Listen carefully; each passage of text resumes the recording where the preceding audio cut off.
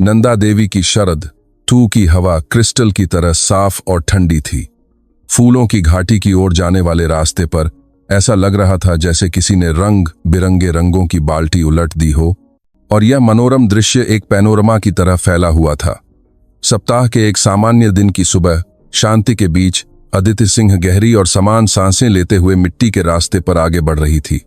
उसकी उम्र 40 के मध्य को पार कर चुकी थी, लेकिन उसके ट्रैकिंग सूट के नीचे से दिखता मजबूत शरीर, फुर्तीली चाल और बिना मेकअप वाला मासूम चेहरा ऐसा था कि कोई भी उसे 30 के दशक की शुरुआत का मान लेता। उसके लंबे बंधे हुए बाल हर कदम के साथ खुशी से हिल रहे थे। उसके लिए ट्रैकिंग सिर्फ एक शौक नहीं था, यह शोर और तनाव से भरी रोजमर्रा की जिंदगी से दूर पूरी तरह से खुद का सामना करने और प्रकृति की विशाल व्यवस्था में खुद को विलीन करने का एक पवित्र अनुष्ठान जैसा था। सेना की ब्रिगेडियर अदिति सिंह, भारत की सबसे विशिष्ट विशेष बल इकाई पैरा एसएफ की पहली महिला टीम कमांडर और वर्तमान में विशेष बल कमान में एक प्रमुख स्टाफ अधिकारी के रूप में कार्यरत, एक जीती जागती किंवदंती। उसके कंधों पर लगे सितारे का वजन पसीने, खून और बलिदान से बना था, जिसका अंदाजा लगाना ज्यादातर पुरुष सैनिकों के लिए भी मुश्किल था। लेकिन इस समय हिमालय की गोद में वह सिर्फ पहाड़ों से प्यार करने वाली एक आम ट्रैकर थी। एक बड़े पत्थर के पास से गुजरते हुए जब वह अपनी सांसें थाम रही थी, तभी उसके कानों में एक परेशान करने वाली आवाज आई जिसने पहाड़ की शांति को भंग कर दिया। चीखें, गालियां और कुछ टूटने जैसी तेज आवाजें। माथे पर हल्की शिकन के साथ उसने उस दिशा में देखा जहां से आवाज आ रही थी। यह ट्रैकिंग के रास्ते से थोड़ा हटकर एक चौड़ी चट्टान के पास था। जिज्ञासा से ज्यादा एक अशुभ भावना ने उसके मन में सिर उठाया। उसने अपनी ट्रैकिंग स्टिक को कसकर पकड़ा और चुपचाप आवाज के स्रोत की ओर कदम बढ़ाए। पेड़ों की शाखाओं के बीच से जब दृश्य साफ हुआ तो उसकी आंखों के सामने एक घृणित नजारा था। 6-7 आदमी जो देखने में ही बदमाश लग रहे थे, एक बूढ़े आदमी को घेरे हुए थे जो 60 साल से ज्यादा का लग रहा था और उसे धमका रहे थे। उन्होंने एक जैसी वर्दी पहनी हुई थी, लेकिन उनके पहनावे से ज्यादा उनके खूंखार चेहरे और टैटू पहले नजर में आ रहे थे। ओ बुढ़े, जब हम प्यार से बोल रहे हैं तो सुन ले। यह इलाका हमारे हिमालयी पर्यावरण विकास के प्रबंधन में है। अगर सुरक्षित रूप से ट्रैकिंग करनी है तो टोल टैक्स और सुरक्षा प्रबंधन शुल्क देना होगा। बीच में खड़े एक भारी भरकम आदमी ने नीचता भरी हौंसी के साथ कहा। उसका नाम राणा ठाकुर था, जो खुद को हिमालयी पर्यावरण विकास का निदेशक कहता था, लेकिन असल में वह जोशीमठ क्षेत्र में सक्रिय एक आपराधिक गिरोह ठाकुर गैंग का सरगना था। बूढ़े आदमी की कमर झुकी हुई थी और चेहरे पर उम्र के धब्बे थे, लेकिन उसकी आंखों की चमक किसी जवान से कम नहीं थी। उसने अपनी लाठी को मजबूती से पकड़ रखा था और बिना 1 इंच भी पीछे हटे खड़ा था। यह क्या बकवास है? राष्ट्रीय उद्यान कब से तुम्हारी निजी संपत्ति बन गया? यह सरासर अवैध है, अवैध। हाँ, बुढ़े, तुम्हें दुनियादारी की बिल्कुल समझ नहीं है। हम यहाँ ट्रेकर्स की सुरक्षा करते हैं, रास्ते साफ करते हैं, इन सब में पैसा लगता है, समझे? चलो, ज्यादा बकवास मत करो और 10,000 रुपए निकालो। हमारा दिमाग खराब मत करो।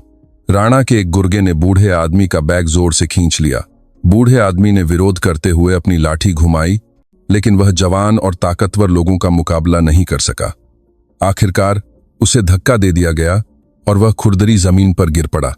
उसका बैग खुल गया और सामान बाहर बिखर गया। एक थर्मस, एक टिफिन और एक पुराना तौलिया। अबे, यह तो कंगाल बुढ़ा है। गुर्गे ने थूकते हुए बिखरे हुए टिफिन को अपने पैर से कुचल दिया। उस पल बूढ़े आदमी की आंखों में एक अजीब सी चमक आई। यह गुस्सा और दुहक से मिली गहरी निराशा थी। यह सब देख रही अदिति सिंह की आंखें ठंडी हो गईं। उसने और इंतजार नहीं किया। तेजी से उनकी ओर बढ़ते हुए वह पहले जमीन पर गिरे बूढ़े आदमी के पास गई और उसकी बांह पकड़कर उसे सहारा दिया। अंकल, आप ठीक हैं? उसकी आवाज नरम लेकिन दृढ़ थी। उसके अचानक आने से राणा ठाकुर का गिरोह एक पल के लिए चौंक गया। उनकी नजरें तुरंत अदिति के सिर से पांव तक गईं। उसके शरीर से चिपके ट्रैकिंग सूट से उसका सुडौल शरीर और जवान आकर्षक चेहरा साफ दिख रहा था। उनकी आंखों में एक वासना भरी चमक आ गई। राणा एक भद्दी मुस्कान के साथ अदिति के पास आया। ओह, यह सुंदरी कहां से आ गई?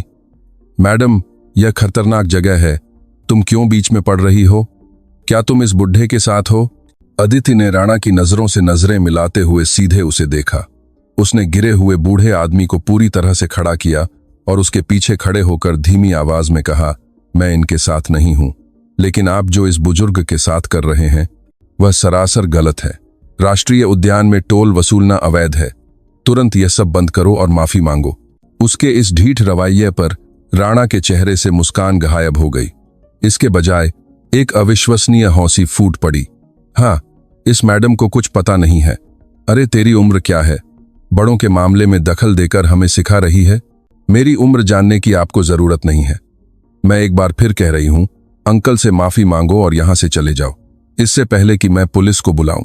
पुलिस शब्द सुनकर राणा के गुर्गे खिलखिलाकर हंसने लगे, जैसे उन्होंने दुनिया का सबसे मजेदार चुटकुला सुना हो।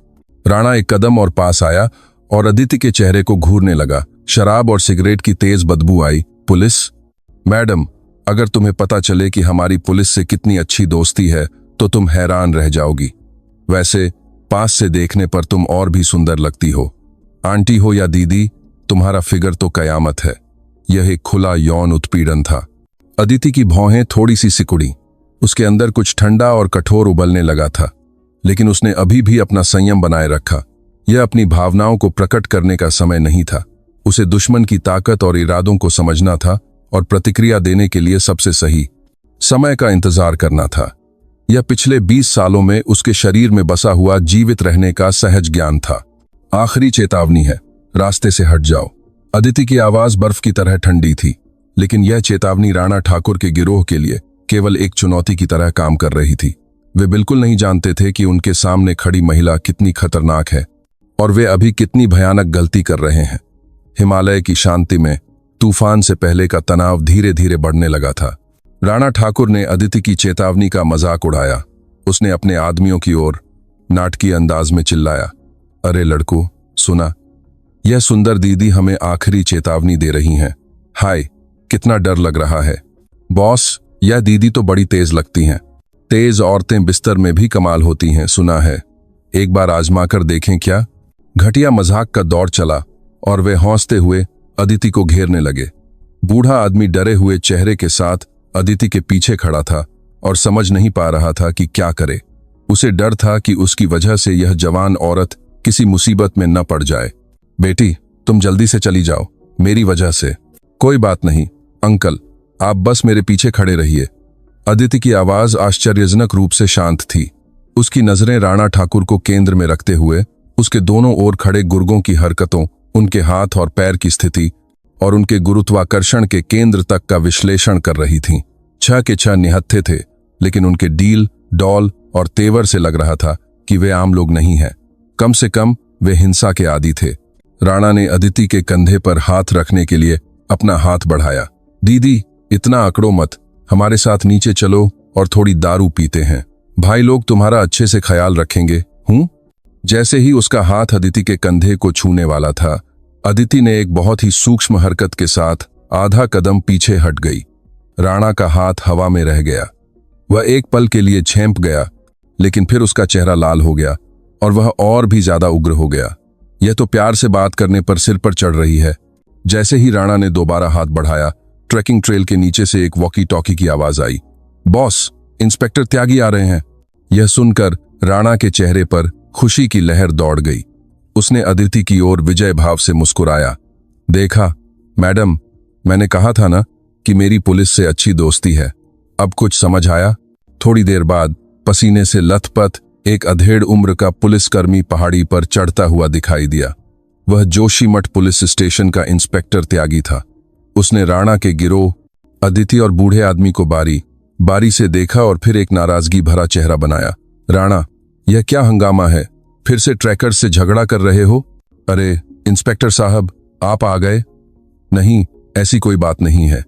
यह बुढ़ा हमारे इलाके में नियम तोड़ रहा था तो हम बस प्यार से समझा रहे थे, लेकिन यह मैडम अचानक बीच में कूद पड़ी और सीधे पुलिस को बुलाने की धमकी देने लगी। त्यागी की नजर अदिति पर गई। उसने उसे ऊपर से नीचे तक देखा और फिर एक अधिकारपूर्ण आवाज में कहा, मैडम, अपना पहचान पत्र दिखाइए। आप अभी सरकारी काम में बाधा डाल रही हैं। अदिति को यकीन नहीं हुआ। कोई भी देख सकता था कि पीड़ित बूढ़ा आदमी था और अपराधी राणा का गिरोह, लेकिन पुलिस वाला आकर पीड़ित से पहचान पत्र मांग रहा था और सरकारी काम में बाधा डालने का आरोप लगा रहा था। यह सिर्फ मिलीभगत नहीं थी, वे सब एक ही थे। मुझे अपना पहचान पत्र क्यों दिखाना चाहिए? ये लोग साफ साफ लूट और धमकी दे रहे थे। एक पुलिसकर्मी होने के नाते क्या आपको उन्हें गिरफ्तार नहीं करना चाहिए? क्या तुम मुझे सिखा रही हो कि जांच कैसे करनी है? मैं खुद देख लूंगा कि क्या करना है।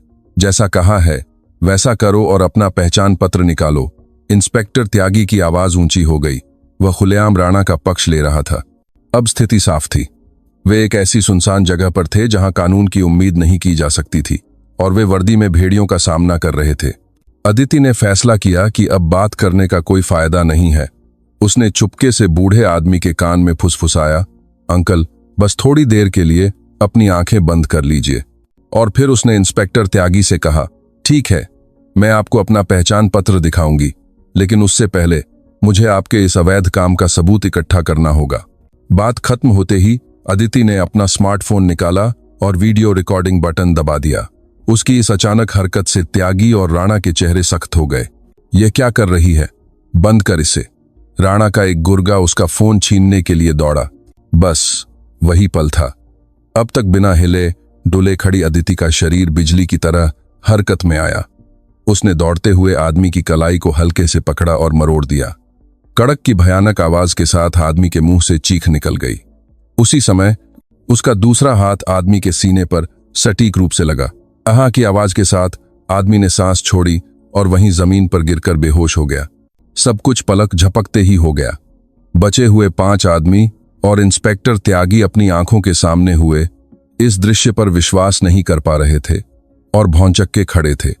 एक नाजुक दिखने वाली औरत ने एक हट्टे कट्टे आदमी को सिर्फ 2 हरकतों में ढेर कर दिया।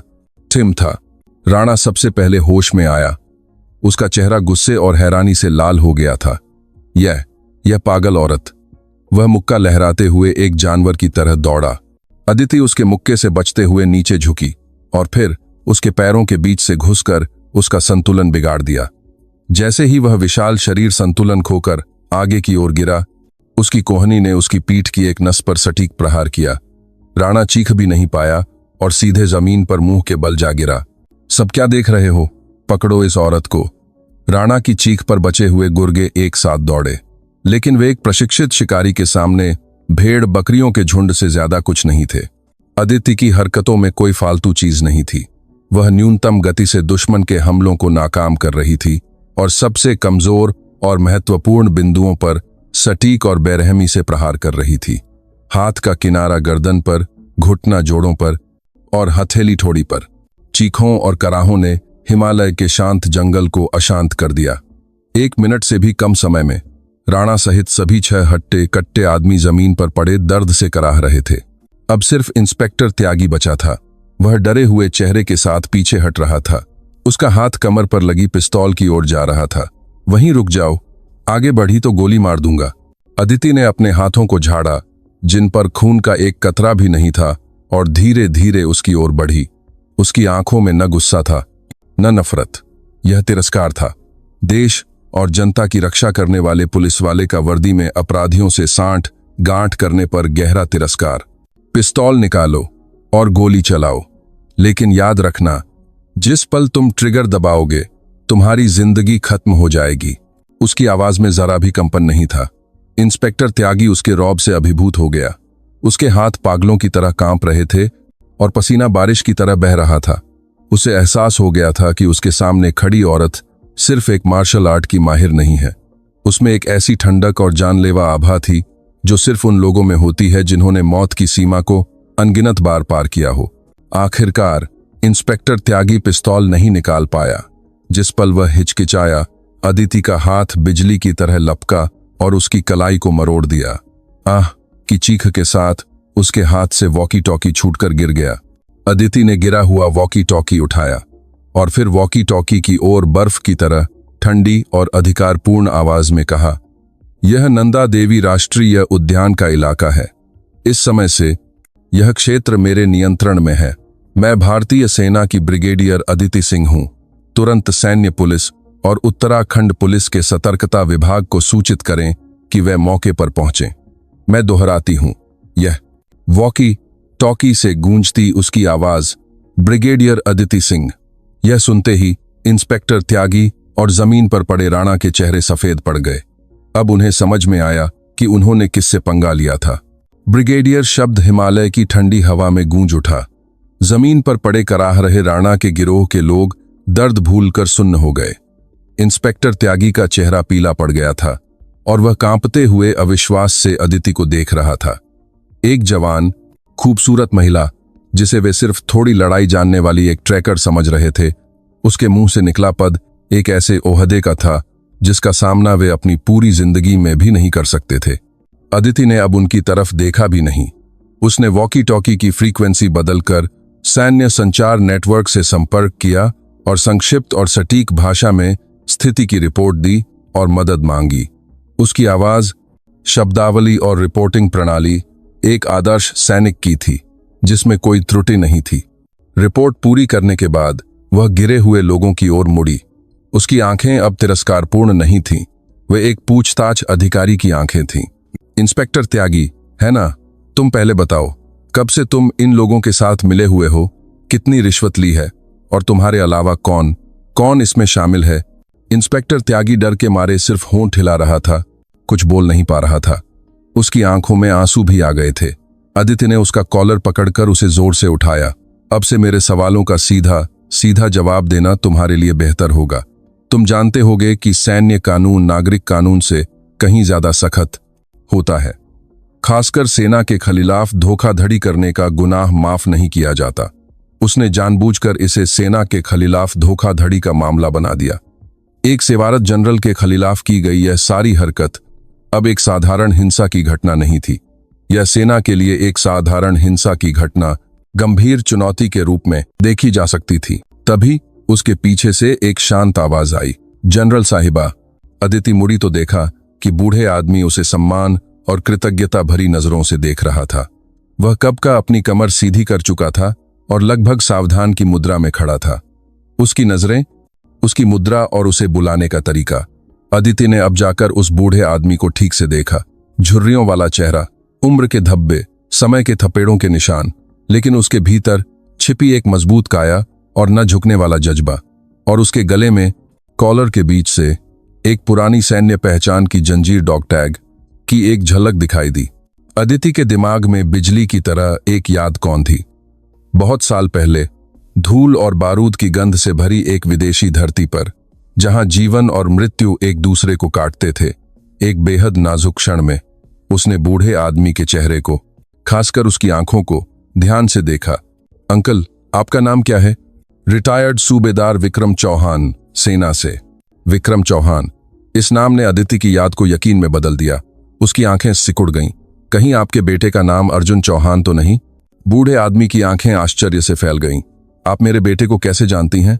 अदिति ने इंस्पेक्टर त्यागी का कॉलर छोड़ा और सूबेदार विक्रम चौहान के पास गई। उसकी आवाज में हल्की सी कंपकंपी थी। 10 साल से ज्यादा हो गए अफगानिस्तान में। मुझे सूबेदार अर्जुन चौहान याद है। जब हम एक घात में फंस गए थे और पूरी टुकड़ी खतरे में थी, तब उन्होंने आखिर तक मेरी रक्षा करते हुए लड़ाई की थी। मैं उस समय बस एक युवा कैप्टन थी। सूबेदार विक्रम चौहान की आंखें नम हो गईं। उसने कांपते हाथों से अदिति की बांह पकड़ी। तो आप ही थीं जिन्होंने उस दिन मेरे अर्जुन को बचाया था, जनरल साहिबा। मेरा बेटा, जिसे अपनी पूरी जिंदगी का उद्धारकर्ता कहता था, अपनी सैन्य सेवा के दौरान जिसका जिक्र हमेशा करता था, वह आप ही थीं। दोनों के बीच शब्दों से परे एक गहरी भावना का संचार हुआ। अतीत का एक रिश्ता एक पूरी तरह से अप्रत्याशित जगह और समय पर चमत्कारिक रूप से जुड़ गया था। अदिति ने सूबेदार विक्रम चौहान का हाथ पकड़ा। उसकी आंखें फिर से गर्म और नरम हो गईं। अर्जुन अब कहाँ है? वह ठीक तो है? इस सवाल पर सूबेदार विक्रम चौहान के चेहरे पर आई खुशी की चमक पल भर में अंधेरे में बदल गई। उसने अपना सिर झुका लिया। वह एक पत्रकार है, एक खोजी पत्रिका के लिए काम करता है। उसकी आवाज भर्रा गई। वह इस क्षेत्र के भ्रष्टाचार, खासकर पुलिस और गुंडों के बीच के गठजोड़ पर रिपोर्टिंग कर रहा था। राणा ठाकुर और इंस्पेक्टर त्यागी जैसे लोगों के काले कारनामों का पर्दाफाश कर रहा था। लेकिन एक हफ्ते से उससे कोई संपर्क नहीं हुआ है। अदिति का दिल डूब गया। उसने जमीन पर पड़े राणा ठाकुर की ओर देखा। अब सारी पहेली के टुकड़े जुड़ रहे थे। ये लोग सिर्फ ट्रैकर्स से पैसे ऐंठने वाले छोटे मोटे चोर नहीं थे। सूबेदार विक्रम चौहान को धमकाने का कारण उनके बेटे पत्रकार अर्जुन चौहान के लापता होने से जुड़ा था। राणा, सीधे मेरी तरफ देख। अदिति की आवाज ऐसी थी जैसे नरक की गहराइयों से आ रही हो, ठंडी और धीमी। अर्जुन चौहान कहाँ है? राणा डर के मारे नजरें चुरा रहा था, लेकिन अदिति का रौब ऐसा था कि वह उसका विरोध करने की हिम्मत नहीं कर सकता था। उसने राणा की ठोड़ी पकड़कर जबरदस्ती अपनी आंखों के सामने किया। अगर तूने मुंह नहीं खोला तो तेरी बची हुई जिंदगी समाज को देखना तो दूर, सैन्य जेल की सबसे गहरी कालकोठरी में सड़ेगी, और मेरे पास ऐसा करने की ताकत है। आखिरी मौका है। अर्जुन चौहान कहाँ है? डर इंसान की सोचने की शक्ति को पंगु बना देता है। राणा ने सहज रूप से समझ लिया कि उसके सामने खड़ी महिला सेना अधिकारी सिर्फ धमकी नहीं दे रही है। उसने कांपती आवाज में मुश्किल से मुंह खोला। खछारे, खदान। पास की एक पुरानी खदान में उसे बंद कर दिया है। वो जिंदा है? हाँ, अभी तो। उस पल सूबेदार विक्रम चौहान के मुंह से रोती हुई चीख निकल पड़ी। अदिति ने उसके कंधे को मजबूती से पकड़कर सहारा दिया और फिर राणा से दोबारा पूछा। रास्ता दिखा। अब स्थिति एक साधारण हिंसा के मामले से बढ़कर अपहरण और अवैध हिरासत का मामला बन गई थी, और उसके केंद्र में उसके पुराने अधीनस्थ और जीवन रक्षक का पिता था। यह अब कोई आधिकारिक मिशन नहीं था, यह एक व्यक्तिगत लड़ाई बन गई थी, जिसमें उसे अपने सैनिक और उसके परिवार की रक्षा करने की एक पवित्र जिम्मेदारी जुड़ गई थी। उसने अपनी ट्रैकिंग बैग से एक छोटा फर्स्ट एड किट और रस्सी निकाली, और उसका चेहरा एक सैनिक की तरह दृढ़ हो गया जो युद्ध के लिए तैयार हो। हिमालय का शरद ऋतु का सुंदर दृश्य अब एक गंभीर युद्ध भूमि की पृष्ठभूमि बन गया था। समय जैसे थम सा गया था। हिमालय की साफ हवा अदिति के अस्तित्व से निकलने वाली ठंडी ऊर्जा में समा गई थी और एक तनावपूर्ण माहौल बन गया था। उसके कंधों पर मौजूद अदृश्य सितारे वहां मौजूद सभी लोगों की सांसों पर भारी पड़ रहे थे। यह सिर्फ पद का भय नहीं था, यह उस व्यक्ति के अस्तित्व का वजन था जिसने अनगिनत बार मौत की सीमाओं को पार किया हो और जीवन और मृत्यु की रेखा को स्पष्ट रूप से समझ लिया हो। इंस्पेक्टर त्यागी अब प्रतिरोध तो दूर, सोच भी नहीं पा रहा था और एक हताश भाव से जमीन पर बैठ गया था। उसके दिमाग में ब्रिगेडियर शब्द और सामने खड़ी जवान महिला का चेहरा उलझ गया था और वह कोई सही निर्णय नहीं ले पा रहा था। राणा और उसके गुर्गों की हालत और भी खराब थी। वह महिला है, सड़क छाप गुंडे थे। वे जिस सबसे ऊंचे आदमी को जानते थे वह ज्यादा से ज्यादा पुलिस अधीक्षक या कोई विधायक होता था। एक जनरल, वह भी भारत की सबसे जिंगिंग विशेष बल की एक सितारा अधिकारी, उनकी कल्पना से परे एक मिथक या किंवदंती का पात्र था। और अब वह मिथक उनकी आंखों के सामने उनके अपराधों का हिसाब मांग रहा था। अदिति ने और समय बर्बाद नहीं किया। जैसे ही उसे पता चला कि पत्रकार अर्जुन चौहान एक पुरानी खदान में कैद है, उसके दिमाग ने एक आदर्श ऑपरेशन योजना बनाना शुरू कर दिया था। एक नागरिक को बचाने का मिशन। यह एक ऐसा काम था जिसे उसने अनगिनत बार किया था। फर्क सिर्फ इतना था कि इस बार ऑपरेशन का क्षेत्र किसी विदेशी रेगिस्तान या जंगल में नहीं, बल्कि उसके प्यारे देश के पहाड़ों में था। सूबेदार साहब, उसने पुकारा और विक्रम चौहान ऐसे तनकर खड़े हो गए जैसे वे अभी भी सेवा में हों और जवाब दिया, जी जनरल साहिबा। यहां से सबसे नजदीकी पुरानी खदान कहाँ है? क्या आप कोई जगह जानते हैं? जी है। यहां से उत्तर में लगभग 3 किलोमीटर दूर अंग्रेजों के जमाने की एक पुरानी लौह अयस्क की खदान है। अब वह एक खतरनाक इलाका है जहां जाना मना है। उन कमीनों ने मेरे अर्जुन को वहीं। सूबेदार चौहान की आवाज फिर से दुहक में डूब गई। अदिति ने उनके कंधे को हल्के से थपथपाकर उन्हें सांत्वना दी। फिर उसने जमीन पर पड़े राणा के बाल पकड़कर उसे ऊपर खींचा। उसकी आंखों में अब डर से ज्यादा गिड़गिड़ाहट थी। तुझे खुद रास्ता दिखाना होगा। रास्ते में कोई होशियारी दिखाने की मत सोचना। तेरी यह घटिया जान पत्रकार अर्जुन चौहान के जिंदा या मुर्दा होने पर टिकी है। उसने अपनी ट्रैकिंग बैग से पतली केबल टाई निकाली और राणा के दोनों हाथों को उसकी पीठ के पीछे कसकर बांध दिया। सैन्य ग्रेड की केबल टाई को कोई भी सामान्य आदमी अपनी ताकत से नहीं तोड़ सकता था। उसने इंस्पेक्टर त्यागी सहित बाकी गिरोह को भी इसी तरह तेजी से बांध दिया। उसकी हरकतें एक सुनियोजित सैन्य अभियान के दृश्य की तरह थीं, बिल्कुल सटीक और व्यवस्थित। जनरल साहिबा, सैन्य पुलिस को पहुंचने में कम से कम 1 घंटा लगेगा, तब तक इंतजार करना, विक्रम चौहान ने चिंता से कहा। 1 घंटे में एक आदमी मर भी सकता है, अदिति ने दृढ़ता से कहा। मैं पहले अंदर जाकर स्थिति का जायजा लूंगी। सूबेदार साहब, आप यहां घायलों पर नजर रखें और जब सैन्य पुलिस पहुंचे तो उन्हें स्थिति की जानकारी दें। यह भी एक मिशन है, लेकिन जनरल साहिबा अकेले बहुत खतरनाक है। उन कमीनों के और साथी भी खदान में हो सकते हैं। कोई बात नहीं, अदिति की आवाज में गहरा आत्मविश्वास था। मैं अकेली नहीं हूं। उसने अपनी कनपटी को हल्के से छुआ। उसके अंदर पिछले 20 वर्षों में जमा हुए अनगिनत युद्ध क्षेत्रों के डेटा, जीवित रहने के कौशल और किसी भी कीमत पर मिशन पूरा करने की एक इस्पाती इच्छा शक्ति थी। यह लाखों की सेना से भी ज्यादा शक्तिशाली उसकी अपनी सेना थी। अदिति ने राणा को आगे करके पुरानी खदान की ओर जाने की तैयारी पूरी कर ली। जैसे ही वह चलने वाली थी, ट्रैकिंग ट्रेल के नीचे से तेजी से कदमों की आवाज आई और 2 पुलिसकर्मी हांफते हुए ऊपर आए। वे इंस्पेक्टर त्यागी के वॉकी टॉकी संदेश को सुनकर पास के पुलिस चौकी से आए सिपाही थे। इंस्पेक्टर साहब, क्या हुआ? वे घटनास्थल का नजारा देखकर अपनी बात पूरी नहीं कर पाए। 6 हट्टे कट्टे आदमी केबल टाई से बौंधे हुए जमीन पर पड़े थे और उनके अधिकारी इंस्पेक्टर त्यागी का चेहरा सफेद पड़ गया था और उन सब के बीच में एक महिला खड़ी थी जो पूरी स्थिति को नियंत्रित करती हुई लग रही थी। तुम कौन हो? यह सब क्या है? एक जवान सिपाही ने बिना डरे चिल्लाते हुए अपनी कमर पर लगी पिस्तौल पर हाथ रखा। अदिति ने बिना पीछे मुड़े ठंडी आवाज में कहा, उत्तराखंड के डीजीपी से संपर्क करो और उन्हें बताओ कि सेना के विशेष बल कमान की ब्रिगेडियर अदिति सिंह एक आधिकारिक मिशन पर हैं। घटनास्थल को सुरक्षित रखने में सहयोग करें और सैन्य पुलिस की जांच में पूरा सहयोग करें। अगर मेरी बात समझ नहीं आ रही है तो मेरे वरिष्ठ अधिकारी, उसके मुंह से निकले ब्रिगेडियर, विशेष बल कमान और सैन्य पुलिस जैसे शब्दों के वजन से जवान सिपाही एक पल के लिए सुन्न हो गया। उसके कंधे के ऊपर से स्थिति को देख रहे एक उम्रदराज हवलदार ने मामले की गंभीरता को समझा और तेजी से जवान सिपाही का हाथ नीचे करते हुए सैल्यूट किया। जय हिंद, माफ कीजिए, स्थिति समझने में देर हो गई। अदिति ने उन पर और ध्यान नहीं दिया। उसका पूरा ध्यान सिर्फ पत्रकार अर्जुन चौहान को बचाने पर केंद्रित था। उसने बौंधे हुए राणा की पीठ पर अपनी स्टिक से हल्के से मारा और आदेश दिया, आगे बढ़ो, सबसे छोटे रास्ते से ले चलो। अगर 1 मीटर भी ज्यादा घुमाया या समय बर्बाद किया तो मैं यहीं पर तुम्हारे जोड़ों में से एक को तोड़ दूंगी। राणा डर के मारे पेशाब करने की हालत में था। वह पागलों की तरह सिर हिलाते हुए ढलान से नीचे उतरकर जंगल में जाने लगा। अदिति ने विक्रम चौहान को एक बार फिर भरोसे की नजर से देखा और फिर राणा के पीछे ऊबड़ खाबड़ जंगल में गायब हो गई। उसके कदम इतने हल्के थे कि पत्तों पर चलने की आवाज भी लगभग नहीं आ रही थी, जैसे एक काला तेंदुआ अपने शिकार का पीछा कर रहा हो। पीछे छूटे विक्रम चौहान को अपनी आंखों के सामने जो कुछ भी हुआ वह एक सपने जैसा लग रहा था।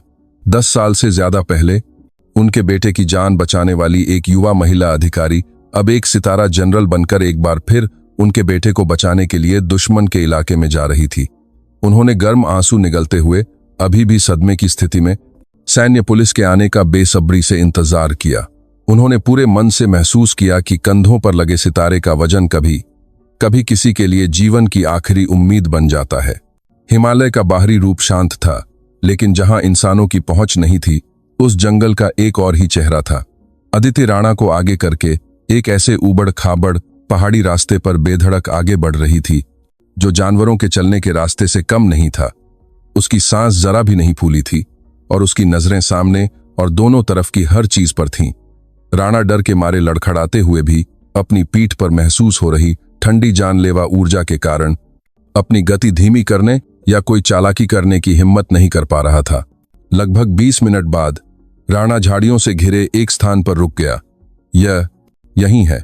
उसने जिस जगह की ओर इशारा किया वहां झाड़ियों और बेलों से ढका हुआ एक पुराना लोहे का दरवाजा था। अगर कोई ध्यान से न देखे तो उसे आसानी से नजरअंदाज कर सकता था। यह एक पुरानी खदान का मुहाना था। मुहाने के आसपास से ठंडी और नम हवा के साथ साथ एक अजीब सी फफूंद की गंध आ रही थी। अदिति ने राणा के मुंह पर उसी के कपड़े का टुकड़ा ठूंस दिया और उसे एक पेड़ के तने से कसकर बांध दिया। फिर उसने अपनी कमर पर लगी छोटी एलईडी टॉर्च निकाली और उसे अपने मुंह में दबा लिया। अंदर कितने लोग हैं? उसने फुसफुसाते हुए पूछा। 2 लोग हैं, हमारे गिरोह के आदमी हैं, राणा ने दबी आवाज में जवाब दिया। अदिति ने सिर हिलाया। उसने अपने ट्रैकिंग जूतों के फीते कसे और अपने शरीर के जोड़ों को हल्का सा खोला। 15 सेकंड। उसकी आंखें पल भर में शिकार से पहले एक शिकारी की आंखों में बदल गईं। अंधेरे में उसकी इंद्रियां कई गुना ज्यादा संवेदनशील हो गईं। हवा का बहाव, हल्की आवाज, गंध में बदलाव, ये सब उसके लिए महत्वपूर्ण जानकारी थे। पुराने जंग लगे लोहे के दरवाजे को बिना आवाज किए खोलना लगभग असंभव था। अदिति ने दरवाजा खोलने के बजाय दरवाजे के बगल में एक जंग लगे वेंटिलेशन ग्रिल का इस्तेमाल करने का फैसला किया। यह एक संकीर्ण जगह थी जहां से एक वयस्क पुरुष का गुजरना मुश्किल था, लेकिन उसके लचीले और प्रशिक्षित शरीर के लिए यह काफी था। उसने बिना आवाज किए वेंटिलेशन कवर हटाया और एक सांप की तरह अपना शरीर अंदर धकेल दिया। पुरानी खदान अंदर से घोर अंधेरे और ठंडक से भरी थी। टॉर्च की रोशनी जहां तक पहुंचती थी वहीं तक दिखाई देता था। उसके आगे का क्षेत्र अज्ञात था। गुफा की दीवारों से लगातार पानी की बूंदें टपकने की आवाज आ रही थी, जो एक भयानक माहौल बना रही थी। उसने हर आवाज और हरकत को दबाते हुए एक बिल्ली की तरह धीरे धीरे आगे बढ़ना शुरू किया। थोड़ी देर बाद दूर से एक धुंधली रोशनी और इंसानों की आवाजें सुनाई दीं। सुरंग के एक मोड़ पर 2 आदमी आग जलाकर ताश खेल रहे थे। वे जरूर अर्जुन चौहान की निगरानी कर रहे थे। अबे यार, बोरियत से मरा जा रहा हूं। बॉस इतनी देर क्यों कर रहे हैं? पहाड़ पर कुछ पैसे वसूल रहे होंगे। वैसे वह पत्रकार बड़ा जिद्दी है यार। कई दिनों से भूखा रखा है, फिर भी मुंह नहीं खोल रहा। जहरीला आदमी है। बस कुछ दिन और रुक जा, फिर मोटा माल हाथ लगेगा। थोड़ा सब्र कर। उनकी बातचीत से अदिति को यकीन हो गया कि अर्जुन चौहान अभी भी जिंदा है और पास में ही कैद है। उसने अपनी टॉर्च बंद कर दी और पूरी तरह से अंधेरे में छिप गई। फिर उसने जमीन पर बिखरे कंकड़ों में से 2 उपयुक्त आकार के पत्थर उठाए। उसने पहले एक कंकड़ को दाईं ओर की सुरंग में गहराई में जोर से फेंका। टक टक, कंकड़ के दीवार से टकराने और जमीन पर लुढ़कने की आवाज पूरी सुरंग में गूंज गई। क्या कैसी आवाज थी? ताश खेल रहे आदमियों में से एक ने गाली देते हुए उठ खड़ा हुआ। उसने एक टॉर्च उठाई और दाईं सुरंग की ओर सावधानी से बढ़ा जहां से आवाज आई थी। अदिति ने इसी पल का फायदा उठाया। वह बचे हुए दूसरे आदमी के पीछे बिना आवाज किए पहुंची।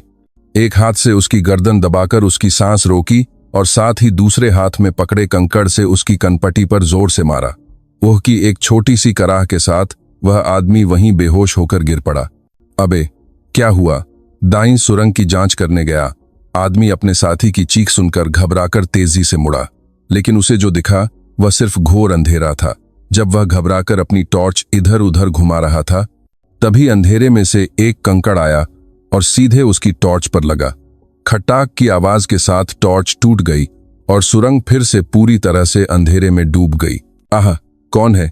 आदमी डर के मारे हवा में मुक्के चलाने लगा, लेकिन उसके मुक्के सिर्फ हवा में ही चले। अदिति पहले से ही उसकी पीठ के पीछे थी। उसके हाथ का किनारा बिजली की तेजी से उसकी गर्दन पर पड़ा। आदमी चीख भी नहीं पाया और सीधे आगे की ओर गिर पड़ा। 2 पहरेदारों को निपटाने में 30 सेकंड से भी कम समय लगा। यह एक आदर्श घात और कौशल के भारी अंतर का नतीजा था।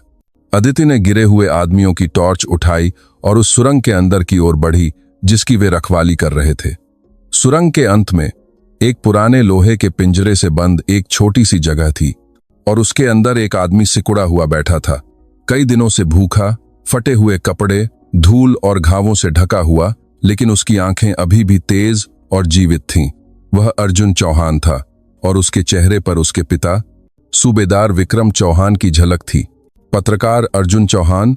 अदिति की आवाज पर उसने धीरे धीरे अपना सिर उठाया। उसने शक भरी नजरों से उसे देखा। आप कौन हैं? मैं आपके पिता के कहने पर आई हूं। मेरा नाम अदिति सिंह है। अर्जुन चौहान की आंखें फैल गईं। अदिति सिंह, यह नाम उसने अपने पिता की सैन्य कहानियों में अनगिनत बार सुना था। एक जीवन रक्षक और एक महान महिला सैनिक। उसने अविश्वास से पिंजरे को पकड़ लिया। अदिति ने और कुछ नहीं कहा और पास में पड़े एक लोहे के पाइप का इस्तेमाल करके पुराने जंग लगे ताले को एक ही झटके में तोड़ दिया। पिंजरे का दरवाजा खुला और वे दोनों आखिरकार आमने सामने थे। आप ठीक तो हैं? हाँ, अभी सह सकता हूं। धन्यवाद, आपका बहुत बहुत धन्यवाद। अर्जुन चौहान उठने की कोशिश कर रहा था, लेकिन कई दिनों की कैद और भूख के कारण उसके पैरों में जान नहीं थी और वह लड़खड़ा गया। अदिति ने तेजी से उसे सहारा दिया। पहले हमें यहां से निकलना होगा। उसने अर्जुन चौहान को सहारा दिया और खदान के मुहाने की ओर बढ़ने लगी। लेकिन जब वे मुख्य सुरंग के मोड़ पर पहुंचे तो अर्जुन ने पीछे से घबराहट में चिल्लाया, 1 मिनट, वहां मेरी डायरी और कैमरा। उन लोगों ने छीनकर उस कोने में फेंक दिया था। उसकी डायरी और कैमरे में इस मामले के मुख्य सबूत थे। अदिति एक पल के लिए हिचकिचाई, लेकिन फिर उसने फैसला किया और अर्जुन को एक सुरक्षित जगह पर टिकाकर वापस सुरंग के अंदर की ओर बढ़ी। बस तभी गुड गुड गुड। कई सालों से लावारिस पड़ी सुरंग उनकी हरकतों और बाहरी हवा के प्रवेश को सहन नहीं कर पाई और एक हल्की कंपन के साथ हिलने लगी। छत से धूल और छोटे छोटे पत्थर गिरने लगे। खतरा है, यह गिर रही है, अर्जुन ने बेतहाशा चिल्लाया। सुरंग ढह रही थी। न्याय की शुरुआत एक और बड़ी विपत्ति की शुरुआत भी थी। छत से गिरती धूल एक झरने की तरह बह रही थी और सुरंग को सहारा देने वाले पुराने लकड़ी के खंभे चीखते हुए मुड़ने लगे थे। एक जोरदार गड़गड़ाहट के साथ सुरंग का मुहाना पूरी तरह से ढह गया। एक पल में वे दुनिया से कटकर एक जिंदा कब्र में फंस गए थे। टॉर्च की रोशनी धूल से भरी हवा में बेतरतीब ढंग से बिखर रही थी। धत तेरे की, अर्जुन चौहान के मुंह से एक हताश आह निकली। बचाए जाने की खुशी पल भर में गायब हो गई और एक बड़ा डर उसके पूरे शरीर पर हावी हो गया। लेकिन उसके बगल में खड़ी अदिति अलग थी।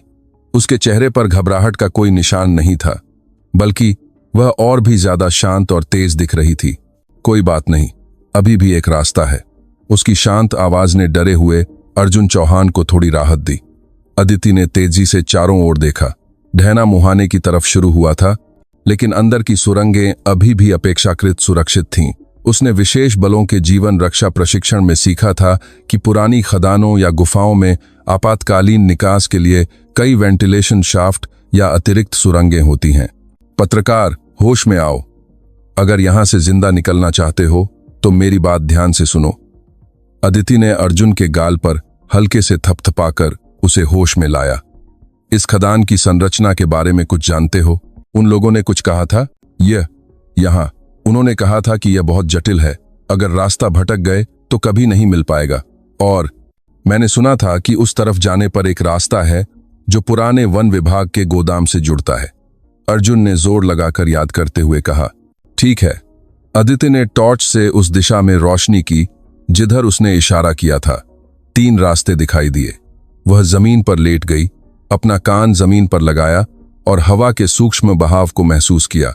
जो रास्ता ढहा नहीं था, वहां से बाहरी दुनिया से जुड़ी सुरंग के जरिए बहुत ही हल्की हवा का आना जाना होता है। यह वाला। उसने बिना हिचकिचाए बीच वाली सुरंग को चुना। उसने कमजोर हो चुके अर्जुन को सहारा दिया और फिर से चलना शुरू कर दिया। ढहने के झटके से सुरंग के अंदर का हिस्सा और भी खतरनाक लग रहा था। यह एक के बाद एक खतरनाक स्थितियों का सिलसिला था, जहां पता नहीं था कि कब फिर से कुछ ढह जाए। कितना चले होंगे? उनके सामने एक विशाल चट्टानों का ढेर आ गया, या शायद पिछले ढहने के समय ही बंद हो गया था। अर्जुन के चेहरे पर फिर से निराशा छा गई। लगता है अब सब खत्म हो गया। नहीं। अदिति ने चट्टानों के ढेर को ध्यान से देखा और फिर उसने चट्टानों के बीच एक बहुत ही संकीर्ण दरार देखी। एक इंसान के गुजरने के लिए यह लगभग नाकाफी लग रही थी, लेकिन उसने हार नहीं मानी। उसने अर्जुन से उसकी डायरी और कैमरा लेकर अपनी जेब में रखा और कहा, मैं पहले रास्ता बनाती हूं, तुम मेरे पीछे आना। कर सकते हो ना? उसने उस संकीर्ण दरार से अपना शरीर धकेलना शुरू कर दिया। उसका प्रशिक्षित शरीर अविश्वसनीय रूप से लचीला था और उसने असंभव लगने वाली चट्टानों की दरार को पार कर लिया। वह दूसरी तरफ पहुंचकर अर्जुन के आने के लिए अस्थिर चट्टानों को हटाकर रास्ता बनाने लगी। अर्जुन ने अपने घायल शरीर के साथ पूरी ताकत लगाकर उसका पीछा किया। आखिरकार दोनों ने चट्टानों के ढेर को पार कर लिया और उनकी आंखों के सामने ऊपर की ओर जाती हुई एक पुरानी लोहे की सीढ़ी दिखाई दी। बाहर की बहुत ही हल्की रोशनी अंदर आ रही थी। यह एक वेंटिलेशन शाफ्ट और आपातकालीन निकास था। मिल गया। अदिति और अर्जुन ने एक दूसरे को देखकर एक छोटी सी मुस्कान दी। दोनों ने जंग लगी सीढ़ी पर चढ़कर आखिरकार जमीन पर कदम रखा। वे जहां से निकले थे वह, जैसा कि अर्जुन ने कहा था, एक पुराने अप्रयुक्त गोदाम का पिछवाड़ा था। बाहर की ताजी हवा में सांस लेते ही जिंदा बचने की राहत महसूस हुई। जब वे गोदाम से बाहर निकले तो दूर से हेलीकॉप्टर के प्रोपेलर और कई सायरन की आवाजें आने लगीं। अदिति के वॉकी टॉकी संदेश पर आखिरकार सैन्य पुलिस और पुलिस बल हिमालय की ओर इकट्ठा हो रहे थे। थोड़ी देर बाद सैन्य पुलिस की क्विक रिएक्शन टीम और पुलिस कमांडो ने घटनास्थल को पूरी तरह से अपने नियंत्रण में ले लिया। अदिति द्वारा बांधे गए राणा ठाकुर और उसके गुर्गे और इंस्पेक्टर त्यागी सभी को सैन्य पुलिस को सौंप दिया गया। ढह चुकी पुरानी खदान के मुहाने पर बचाव कार्य शुरू हो गया और विक्रम चौहान अपने सुरक्षित लौटे बेटे को गले लगाकर फूट फूट कर रो पड़े। सारी स्थिति अदिति के पूर्ण नियंत्रण में व्यवस्थित हो रही थी। पत्रकार अर्जुन चौहान सैन्य डॉक्टर से प्राथमिक उपचार लेते हुए अपनी जेब से निकाली हुई डायरी और कैमरा अदिति को सौंप दिया। यहाँ सारे सबूत हैं।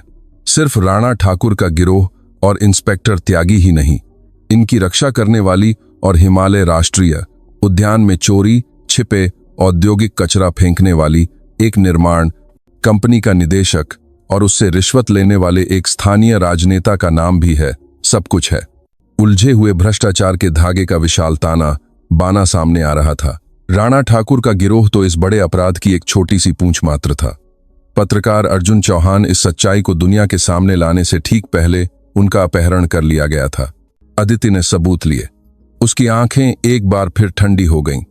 बचाव अभियान खत्म हो गया था, लेकिन असली जंग अब शुरू होनी थी। उसने अर्जुन चौहान के कंधे पर थप्पड़ पाते हुए कहा, चिंता मत करो, यह सबूत और तुम्हारी हिम्मत बेकार नहीं जाएगी। मैं अंत तक इसकी जिम्मेदारी लूंगी, इस देश की एक सैनिक के रूप में और एक नागरिक के रूप में। उसकी बातों में उसके सितारे के वजन जितनी ही भारी जिम्मेदारी और विश्वास था। दूर पूर्वी आकाश धीरे धीरे रोशन हो रहा था। एक लंबी, बहुत लंबी रात बीत चुकी थी और हिमालय में एक नई सुबह हो रही थी। यह एक भ्रष्ट सत्ता के लिए आने वाले भयानक न्याय की घोषणा करने वाली एक गंभीर और शानदार सुबह थी। हिमालय राष्ट्रीय उद्यान प्रबंधन कार्यालय के पास स्थापित अस्थायी कमांड पोस्ट एक युद्ध क्षेत्र जैसा लग रहा था। सैन्य पुलिस और पुलिस कमांडो के वाहन करीने से खड़े थे और इधर उधर भागते सैन्य और पुलिस अधिकारियों के चेहरों पर तनाव था। अदिति अब एक आम ट्रैकर नहीं थी। वह कमांड पोस्ट के सिचुएशन बोर्ड के सामने खड़ी थी और मौके पर पहुंचे सैन्य पुलिस के जांच प्रमुख और उत्तराखंड पुलिस मुख्यालय से तुरंत भेजे गए सतर्कता दल के प्रमुख को स्थिति की जानकारी दे रही थी।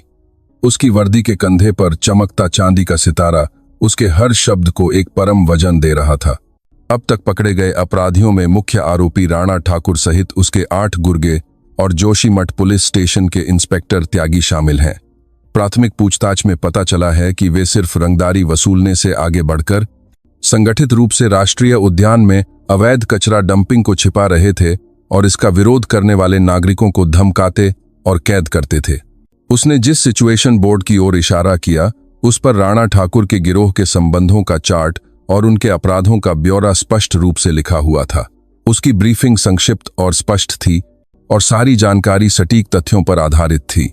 जांच प्रमुख और सतर्कता प्रमुख उसके जूनियर अधिकारियों की तरह उसकी ब्रीफिंग पर ध्यान केंद्रित कर रहे थे और सिर हिला रहे थे। पत्रकार अर्जुन चौहान सैन्य डॉक्टर की देखरेख में आराम कर रहा था, लेकिन बीच बीच में वह अपना लैपटॉप चला रहा था। उसकी आंखों में बदले की भावना नहीं, बल्कि सच्चाई को सामने लाने की एक पत्रकार के रूप में दृढ़ प्रतिबद्धता जल रही थी। उसके पिता विक्रम चौहान चुपचाप अपने बेटे के पास बैठे थे और इस पूरी स्थिति के केंद्र में खड़ी अदिति को एक विस्मयकारी दृष्टि से देख रहे थे। यह वह सबूत है जिसे पत्रकार अर्जुन चौहान ने अपनी जान पर खेलकर बचाया है। अदिति ने एक सीलबंद सबूत का पैकेट मेज पर रखा। उसके अंदर अर्जुन की डायरी और कैमरे का मेमोरी कार्ड था। सैन्य पुलिस की फोरेंसिक टीम ने तुरंत सामग्री का विश्लेषण शुरू कर दिया। थोड़ी देर बाद अस्थायी कमांड पोस्ट के बड़े मॉनिटर पर मेमोरी कार्ड की तस्वीरें और वीडियो और डायरी के पन्ने स्कैन होकर दिखाई देने लगे। मॉनिटर को देखने वाले सभी लोगों के मुंह से आह निकल गई। तस्वीरों में रात के समय बड़े बड़े ट्रक हिमालय की गहरी घाटी में ड्रम उंडेल रहे थे। ड्रमों से एक अज्ञात काला तरल बह रहा था और साफ सुथरी घाटी के पानी को गंदा कर रहा था। वीडियो फाइलों में शर्मा कंस्ट्रक्शंस का लोगो लगे ट्रक का स्पष्ट दृश्य था और घटनास्थल पर निर्देश देते हुए राणा ठाकुर और उसे पैसे का लिफाफा देते हुए एक आदमी का दृश्य भी था। विनोद शर्मा, शर्मा कंस्ट्रक्शंस का मालिक है। अर्जुन चौहान ने मुश्किल से कहा।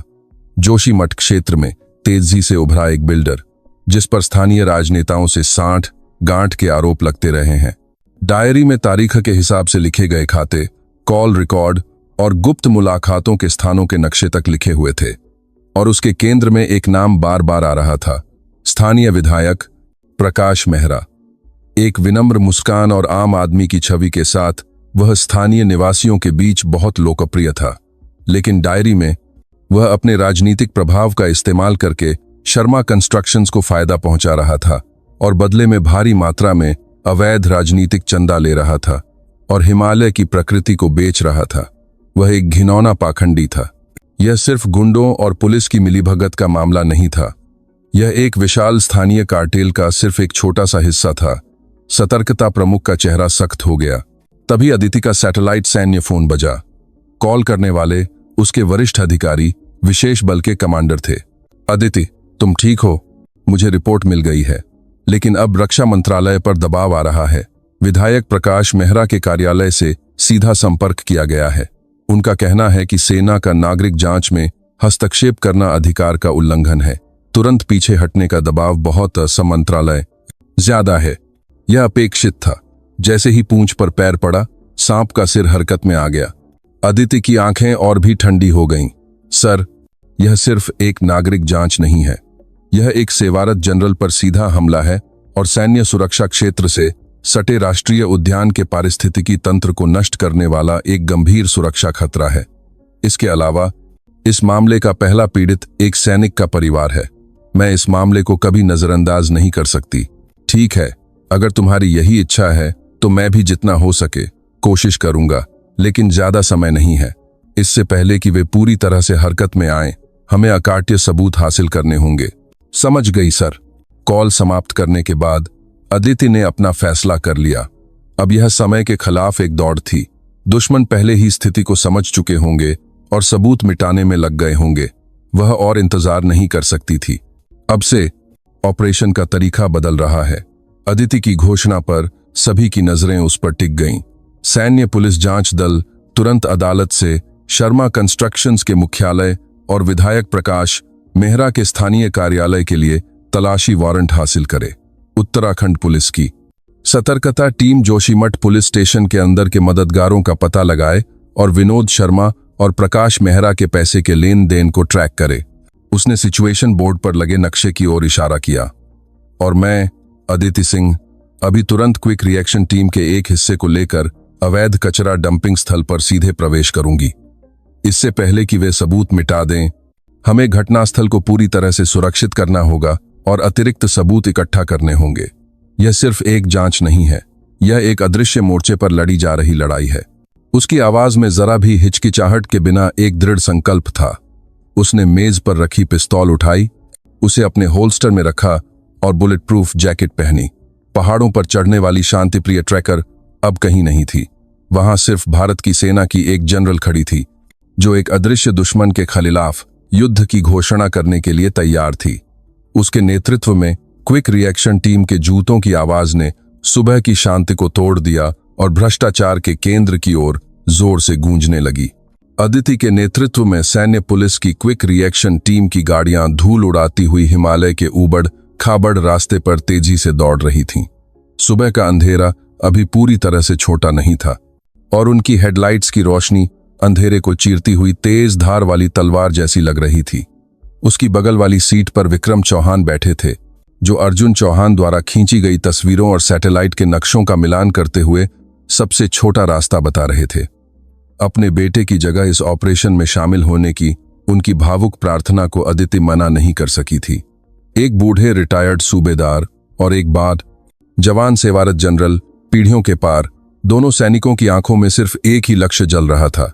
उसी समय जोशीमठ शहर में स्थित शर्मा कंस्ट्रक्शंस के मुख्यालय के सामने भी पुलिस कमांडो और जांच अधिकारी पहुंच चुके थे। सुबह होते ही शुरू होने वाले तलाशी अभियान के लिए उन्होंने इमारत के चारों ओर पूरी तरह से घेराबंदी कर ली थी। सब कुछ अदिति के निर्देश के तहत सुचारू रूप से चल रहा था।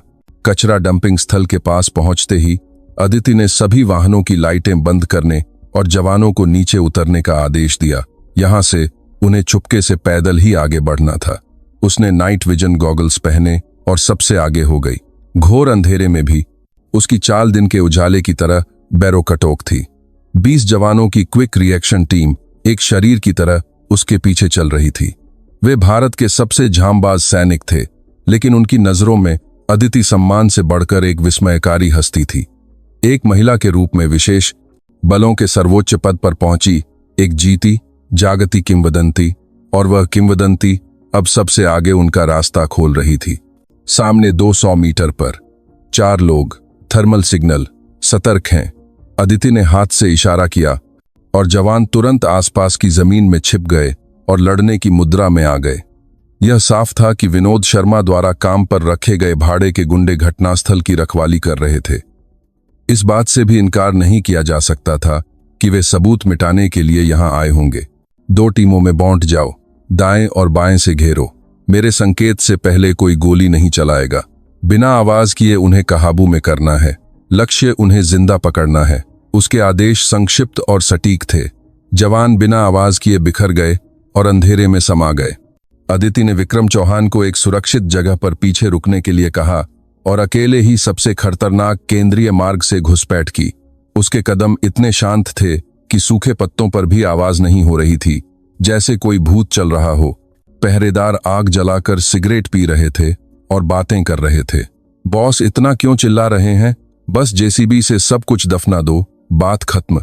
पता नहीं यार, कह रहे थे कि कोई विधायक भी फंस गया है और मामला बड़ा हो गया है। उन्हें बिल्कुल पता नहीं था कि मौत का साया उनके पीछे आ रहा है। जैसे ही अदिति ने हाथ से इशारा किया, ऑपरेशन शुरू हो गया। अंधेरे में से निकले क्विक रिएक्शन टीम के जवानों ने पलक झपकते ही पहरेदारों के मुंह बंद कर दिए और उनकी गर्दन दबोच ली। वे एक चीख भी नहीं निकाल पाए और बेदम होकर गिर पड़े। ऑपरेशन शुरू होने के 10 सेकंड के भीतर स्थिति समाप्त हो गई। अदिति ने घाटी में नीचे देखा। वहां, जैसा कि उसने अनुमान लगाया था, एक बड़ी जेसीबी मशीन जमीन खोद रही थी और ड्रमों को दफनाने की तैयारी कर रही थी। वे सबूत मिटाने का काम शुरू होने से ठीक पहले एक नाजुक क्षण में पहुंचे थे। अंदर घुसो। अदिति के आदेश के साथ क्विक रिएक्शन टीम के जवान घाटी में नीचे उतर गए। जेसीबी ऑपरेटर और घटनास्थल पर काम की निगरानी कर रहे शर्मा कंस्ट्रक्शंस के कर्मचारी बंदूक ताने हुए सैन्य पुलिस को देखकर बुरी तरह डर गए और हाथ ऊपर उठाकर घुटनों के बल बैठ गए। घटनास्थल पूरी तरह से सुरक्षित हो गया था। तभी अदिति का सैन्य फोन फिर बजा। इस बार शर्मा कंस्ट्रक्शंस के मुख्यालय में घुसी पुलिस टीम के प्रमुख का फोन था। जनरल साहिबा, रिपोर्ट है। शर्मा कंस्ट्रक्शंस ने सभी दस्तावेजों को नष्ट करने और हार्ड डिस्क को डीगॉस करने की कोशिश की है, लेकिन हमारी डिजिटल फोरेंसिक टीम ने बैकअप सर्वर से एक एन्क्रिप्टेड गुप्त खाता बही बरामद करने में सफलता हासिल की है। अभी इसे डिक्रिप्ट किया जा रहा है। बहुत अच्छा। विधायक प्रकाश मेहरा के कार्यालय का क्या हाल है? वहां भी यही हाल है, लेकिन विधायक के एक सहायक ने एक महत्वपूर्ण सबूत के साथ सहयोग करने का रवैया दिखाया है। ऐसा लगता है कि जब उसे लगा कि सारा दोष उस पर मढ़ दिया जाएगा, तो उसका मन बदल गया। सब कुछ योजना के अनुसार नहीं, योजना से भी बेहतर चल रहा था। भ्रष्टाचार की सत्ता की दीवारें एक साथ ढह रही थीं, लेकिन बड़े अपराध का प्रतिरोध भी कम नहीं था। थोड़ी देर बाद रक्षा मंत्री के सचिव कार्यालय से सीधा फोन आया। विधायक प्रकाश मेहरा ने रक्षा मंत्री को सीधे फोन करके इसे सेना द्वारा शक्ति का स्पष्ट दुरुपयोग बताया था और अदिति को तत्काल पद से हटाने की मांग की थी। जब सामने से बात नहीं बनी, तो उसने सबसे ऊंचे पद से दबाव डाला। अदिति, मुझे खेद है, लेकिन तुम्हें अभी तुरंत सभी ऑपरेशन बंद करने और घटनास्थल से हटने का आदेश दिया जाता है। यह एक आदेश है। फोन के दूसरी तरफ से आवाज ठंडी और दृढ़ थी। अदिति ने एक पल के लिए अपनी आंखें बंद कर लीं। उसके दिमाग में कई चेहरे घूम गए। अफगानिस्तान में उसे बचाते हुए शहीद हुए उसके अधीनस्थ, अपने बेटे की जान की चिंता करते विक्रम चौहान की आंखों में आंसू, पुरानी खदान में कैद अर्जुन चौहान की बेबस आंखें और सड़ती हुई हिमालय की घाटी। उसने अपनी आंखें खोली। उसकी आंखों में अब कोई हिचकिचाहट नहीं थी। मैं आदेश का पालन नहीं करूंगी। क्या कहा तुमने? अदिति, सर, मैं अभी दुश्मन के साथ युद्ध में हूं, एक ऐसे स्पष्ट दुश्मन के साथ जो भारत के संविधान और लोगों के जीवन के लिए खतरा है। एक कमांडर के रूप में मैं इस लड़ाई को नहीं छोड़ सकती। सारी जिम्मेदारी मैं लूंगी। उसने एक तरफा फोन काट दिया। आदेश का उल्लंघन। एक सैनिक के लिए यह मौत की सजा के बराबर था, लेकिन वह डरी नहीं थी। वह जानती थी कि उसके कंधे पर लगे सितारे का वजन अन्यायपूर्ण आदेशों का पालन करने के लिए नहीं है, बल्कि उन मूल्यों की रक्षा के लिए है जिनके लिए सब कुछ दांव पर लगा देना पड़े तभी वह चमकता है। उसके इस दृढ़ संकल्प को देखकर आसपास के सभी जवानों ने अनजाने में ही अपनी मुट्ठियां भींच लीं। वे सिर्फ एक अधिकारी अधीनस्थ के रिश्ते से नहीं, बल्कि जीवन और मृत्यु के साथी के रूप में और अन्याय के खिलाफ एक इस्पाती एकता से बौंधे हुए थे। उसी पल पूर्वी आकाश को चीरकर आखिरकार सुबह का सूरज निकला। उसकी रोशनी घाटी में बेतरतीब ढंग से फेंके गए जहरीले कचरे के ड्रमों पर पड़ी और उनके बगल में इस देश के न्याय की रक्षा के लिए सब कुछ दांव पर लगाने वाले इस्पात के सैनिक खड़े थे। अदिति के आदेश की अवज्ञा की घोषणा ने एक बड़ी हलचल मचा दी। रक्षा मंत्रालय में हड़कंप मच गया और विधायक प्रकाश मेहरा ने इसे सेना का राजनीतिक हस्तक्षेप बताते हुए मीडिया के जरिए जोरदार निंदा की। स्थिति उसके लिए बेहद प्रतिकूल होती दिख रही थी, लेकिन वह डगमगाई नहीं। उसे विश्वास था। उसके पास सच्चाई का सबसे शक्तिशाली हथियार था और जनता का सबसे मजबूत समर्थन, जो जल्द ही उसके पक्ष में खड़ा होगा। उसका विश्वास गलत नहीं था। सैन्य अस्पताल में भर्ती पत्रकार अर्जुन चौहान ने एक पल भी आराम नहीं किया और लगातार लैपटॉप पर टाइप करता रहा।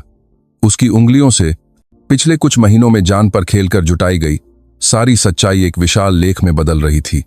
राणा ठाकुर के गिरोह की करतूतें, भ्रष्ट पुलिसकर्मी इंस्पेक्टर त्यागी का संरक्षण, शर्मा कंस्ट्रक्शंस का अवैध कचरा डंपिंग और इन सब को नियंत्रित करने वाले विधायक प्रकाश मेहरा का घिनौना चेहरा। और उस सारी निराशा के बीच एक प्रकाश की किरण की तरह प्रकट हुई। महिला जनरल अदिति सिंह की कहानी भी पूरी तरह से उसमें शामिल थी।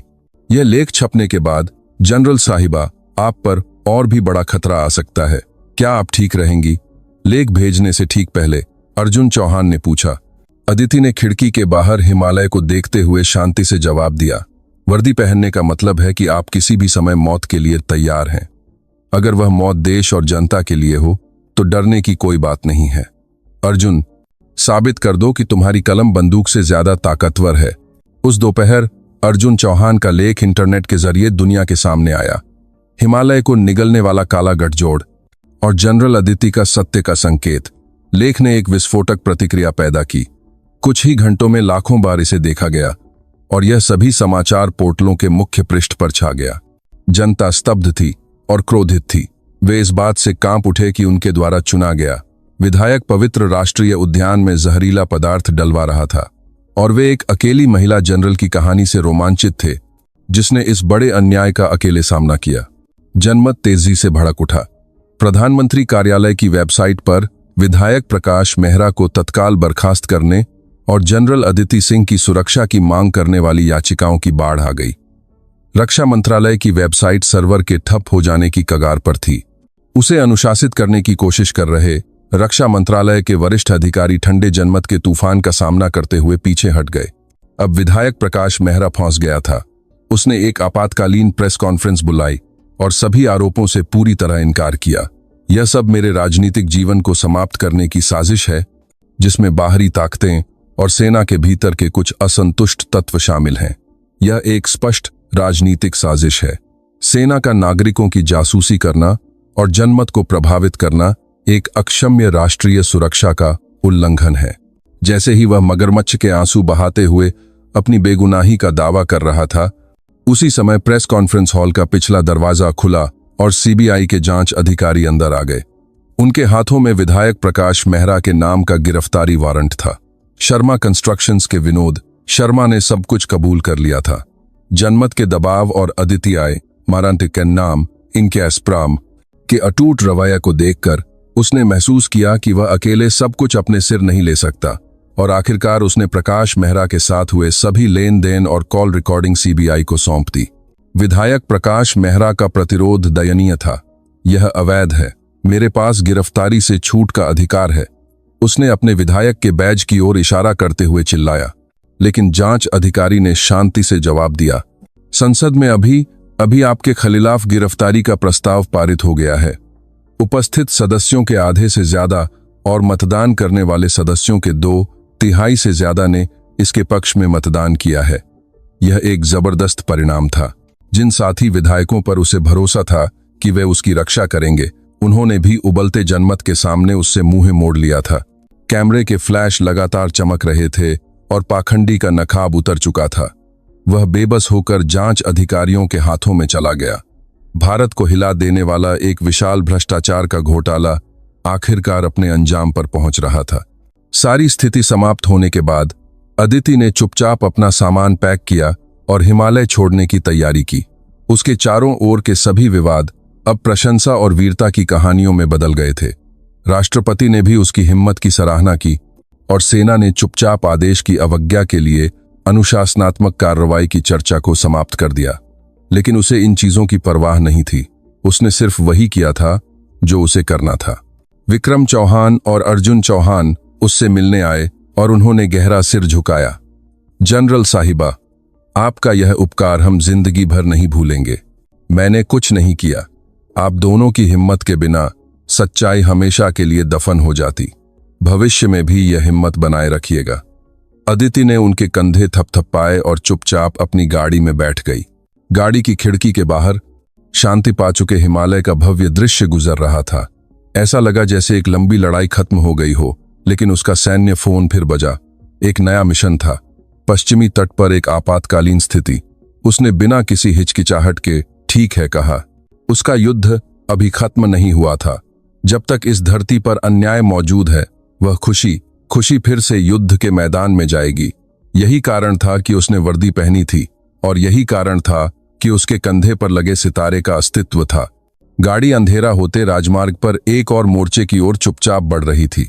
यह एक नई शुरुआत की सुबह की प्रस्तावना जैसा था। समय नदी की तरह बहता हुआ मौसम के मोड़ पर पहुंच गया था। भारत को हिला देने वाले हिमालय गेट कांड का तूफान धीरे धीरे शांत हो गया, लेकिन उसके घाव और सबक लोगों के दिलों में गहराई से अंकित हो गए। विधायक प्रकाश मेहरा और शर्मा कंस्ट्रक्शंस के मालिक विनोद शर्मा को अदालत ने उनके अपराधों के लिए कड़ी सजा सुनाई। उनसे साठ गांठ करने वाले भ्रष्ट पुलिसकर्मी और सरकारी अधिकारी भी सलाखों के पीछे पहुंच गए और राणा ठाकुर का गिरोह जड़ से उखाड़ फेंका गया। बदलाव की हवा हिमालय में भी बही। शर्मा कंस्ट्रक्शन से जब्त की गई भारी संपत्ति को हिमालय पर्यावरण संरक्षण कोष के लिए आवंटित किया गया। दशकों से कराह रही घाटी में अवैध कचरे को हटाने का काम शुरू हुआ और विशेषज्ञ पर्यावरण संगठन और कई स्वयंसेवक इस नेक काम में शामिल हुए। जहरीली हो चुकी जमीन धीरे धीरे अपना असली रंग वापस पाने लगी और वहां जंगली फूलों के बीज बोए गए और छोटे पेड़ लगाए गए। प्रकृति की महान उपचार शक्ति इंसान के लालच के दिए घावों को धीरे धीरे भर रही थी और इस पूरी उथल पुथल के केंद्र में रही ब्रिगेडियर अदिति सिंह। वह फिर से अपनी रोजमर्रा की जिंदगी में लौट आई थी। रक्षा मंत्रालय को हिला देने वाला आदेश की अवज्ञा का मामला राष्ट्रीय नायिका के जनमत की ढाल के पीछे चुपचाप गायब हो गया। सेना के शीर्ष अधिकारियों ने उसे कोई सजा नहीं दी, लेकिन कोई विशेष पदक भी नहीं दिया, जैसे कि शुरू से ही कुछ हुआ ही न हो। उन्होंने चुपचाप मामले को रफा दफा करने का रास्ता चुना और वह यही चाहती भी थी। वह सुर्खियों में रहने वाली नायिका नहीं, बल्कि सिर्फ अपना कर्तव्य निभाने वाली एक सैनिक बने रहना चाहती थी। हिमालय की लड़ाई खत्म होते ही उसे जिस पश्चिमी तट की आपात स्थिति में भेजा गया था, वह भी उसके और उसकी टीम द्वारा पूरी तरह से संभाल लिया गया था। शरद ऋतु की एक गहरी सप्ताहांत की दोपहर वह अपने मुख्यालय के पास एक शांत कैफे में एक मुलाकात का इंतजार कर रही थी। थोड़ी देर बाद पहले से कहीं ज्यादा स्वस्थ चेहरे वाला पत्रकार अर्जुन चौहान अंदर आया और उसके सामने सम्मान से सिर झुकाया। उसने इस मामले पर अपनी गहन रिपोर्टिंग के लिए भारतीय पत्रकारिता का सर्वोच्च पुरस्कार जीता था और देश के एक प्रमुख खोजी पत्रकार के रूप में स्थापित हो गया था। आपसे मिलने में संकोच हो रहा था जनरल साहिबा। आप व्यस्त होंगी, फिर भी समय निकालने के लिए धन्यवाद। अर्जुन जी, आप तो मुझसे भी ज्यादा व्यस्त होंगे। आजकल टीवी पर भी अक्सर दिखते हैं, देखकर अच्छा लगता है। अदिति ने एक नरम मुस्कान के साथ उसका स्वागत किया। गर्म चाय के कप की गर्माहट दोनों के बीच फैली। अर्जुन थोड़ी देर हिचकिचाया, फिर मुश्किल से मुंह खोला। दरअसल मैं आपसे एक सवाल पूछना चाहता था। उस दिन जब खदान ढह गई थी और मुझे लगा कि सब कुछ खत्म हो गया, तब भी आप जरा भी नहीं डगमगाईं। मंत्री के पद से हटाने के दबाव के बावजूद आपने आदेश की अवज्ञा की घोषणा की। आखिर क्या चीज है जो आपको इतना मजबूत बनाती है? मैं अभी भी इसका जवाब नहीं जानता। यह अर्जुन की एक पत्रकार के रूप में जिज्ञासा से बढ़कर एक इंसान के रूप में शुद्ध सम्मान से उपजा सवाल था। अदिति ने चाय का कप उठाकर उसकी खुशबू ली। फिर खिड़की के बाहर के दृश्य को देखते हुए उसने धीमी आवाज में कहा, जब मैं पहली बार सेना में शामिल हुई तो एक जूनियर सैनिक था जो मुझे बहुत मानता था। अर्जुन जी, आपकी ही तरह न्यायप्रिय और हौसमुख। पहली विदेशी तैनाती पर उसने मेरी जान बचाते हुए खुद गोली खा ली। मेरी गोद में दम तोड़ते हुए उसने मुझसे एक आखिरी इच्छा मांगी थी कि मैं उसके हिस्से का भी इस वर्दी का मान रखते हुए अंत तक देश की रक्षा करूं।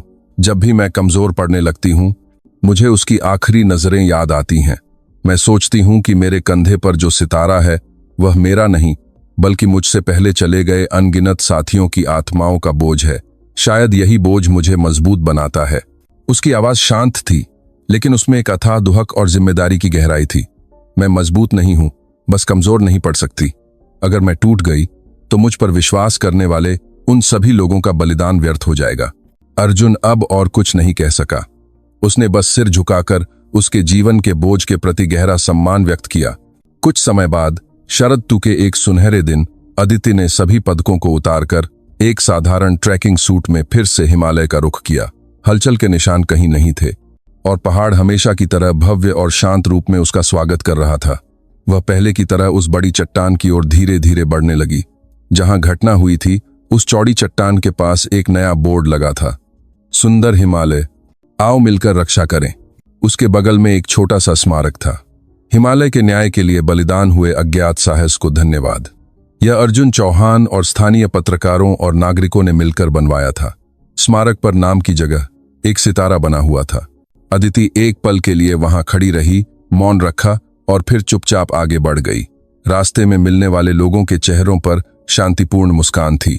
बच्चे का हाथ पकड़कर रंग बिरंगे पत्ते देखते परिवार, चोटी की ओर पसीना बहाते युवा, एक दूसरे के कंधे पर टिककर आराम करते बुजुर्ग दंपत्ति। वह यही तो बचाना चाहती थी, यह साधारण और अनमोल रोजमर्रा की जिंदगी। चोटी के पास पहुंचते पहुंचते सांस फूलने लगी, लेकिन दिल और भी शांत और स्थिर हो गया। आखिरकार जब वह उस जगह पहुंची जहां से पूरी घाटी एक नजर में दिखती थी, तो उसने हांफते हुए अपना बैग नीचे रखा। ठंडी हवा ने उसके पसीने से भीगे माथे को छुआ। उसकी आंखों के सामने इंसानी समय से परे अनंत काल द्वारा गढ़ा गया एक विशाल दृश्य था। लाल और पीले रंगों में जलते हुए पत्तों का समुद्र, उसके ऊपर उठी हुई विशाल चट्टानें और सब कुछ अपनी गोद में समेटे हुए नीला शरद ऋतु का आकाश। पहाड़ चुप था। वह बस करोड़ों वर्षों से, जैसा कि वह हमेशा करता आया था, अपनी गोद में होने वाले इंसानों के सुख दुख को चुपचाप देख रहा था। अदिति ने आंखें बंद कर लीं। उस पर हुई निंदा और प्रशंसा, मौत का खतरा और जीत के पल एक पैनोरमा की तरह गुजर गए। यह सारा कोलाहल इस विशाल प्रकृति के सामने एक धूल के कण जैसा लगा। उसे एहसास हुआ, उसने जो किया था वह कुछ नया बनाना या न्याय करना नहीं था। उसने बस बीमार जगह से जहर हटाया था, गंदी चीज को साफ किया था ताकि प्रकृति खुद को ठीक कर सके। बस एक छोटी सी मदद की थी। जब उसने फिर से आंखें खोलीं तो उसकी आंखें क्रिस्टल की तरह साफ और गहरी थीं। उसके मन का सारा शोर गायब हो गया था और सिर्फ पहाड़ की शांति भर गई थी। तभी उसके बैग में एक छोटा सा कंपन हुआ। एक नए मिशन का संदेश था। उसने एक छोटी सांस के साथ एक हल्की मुस्कान दी। उसकी शांति हमेशा इतनी ही छोटी होती थी, लेकिन अब वह इसे अपनी नियति के रूप में स्वीकार कर सकती थी। उसने फिर से अपना बैग उठाया। उसे उसी रास्ते से नीचे उतरना था जिससे वह ऊपर आई थी। पहाड़ से नीचे उतरते ही वह फिर से एक साधारण ट्रेकर से भारत की रक्षा करने वाली एक सैनिक बन जाएगी। दूर पश्चिमी आकाश में सूरज डूब रहा था। सूर्यास्त युद्ध के मैदान को सजाने वाले तोप के गोलों की तरह गंभीर और सुंदर रूप से जल रहा था। अदिति ने उस सूर्यास्त की ओर और उस देश की ओर जिसकी उसे रक्षा करनी थी, एक मौन सलामी दी। पहाड़ चुप था। वह बस अपनी गोद में हुई हर घटना को चुपचाप देख रहा था और आने वाले हजारों वर्षों की हवा, बारिश और बर्फ का सामना करने के लिए तैयार था। इस धरती की एक अनाम रक्षक उसकी तरह। अगर आपको यह वीडियो जानकारीपूर्ण लगा हो तो कृपया सब्सक्राइब, लाइक और कमेंट करें।